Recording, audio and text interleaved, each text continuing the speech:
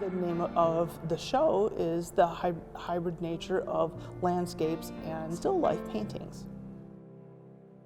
I, for the most part, tend to be an oil painter. I tend to work with a still life, but I like to use an unusual landscape. But I really enjoy the amount of physicality that comes with painting large scales. And I like that feeling of space, like you, the viewer, can almost like walk right into that big, huge space and become a part of that painting. So that's another reason for painting so large. I tend to work between 2 or 3 different styles. I would say that I'm a realist painter in many ways. However, I also cross over into the surrealism area. And I like to put unusual objects like a raw chicken in a waterscape. And the whole idea is that you, the viewer, would ask, why? Why are you doing that?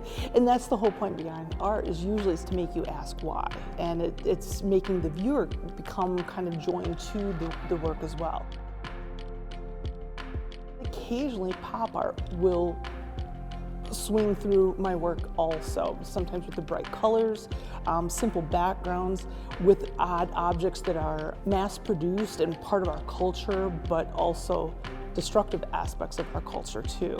Most of my work will have a connection to social issues that are important to us today, from what's happening to our environment. Some of the works reference plastic stuck in our environment, stuck in our trees, and so forth. Sometimes it has to do with feminism. That's why the pears are here. It has to do with women power, and some of the trials that we go through as women, particularly women that are aging too. Along with those social issues, it's usually an object. I'll pick up the most unusual object.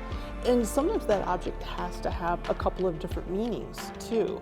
For example, you'll see raw chickens in my work, and it has to do with the idea of us being bullied sometimes. Most of us in our lifetime, somebody has said to us, "What's wrong with you? Are you chicken?" You know, and so that's why I picked up on the raw chicken. It's kind of an ugly, grotesque thing, but yet it draws you in, and it affects almost all of us. So all of the objects that have been used in my work, they have inspired me in some way or another, like the pears, like the shape of a female quite often, we'll call them pear figured. I always pick them with specific scars too, because it kind of references the scars of us as we go through life. You're looking at the vessels from an unusual perspective, and I'm looking at the vessels from up top. It's actually a Buddhist aspect in the idea of going into the nothingness where the ego no longer exists. So again, there's always a purpose with everything I choose. They will have dual meanings and sometimes even 3 or 4 different meanings and aspects associated with them.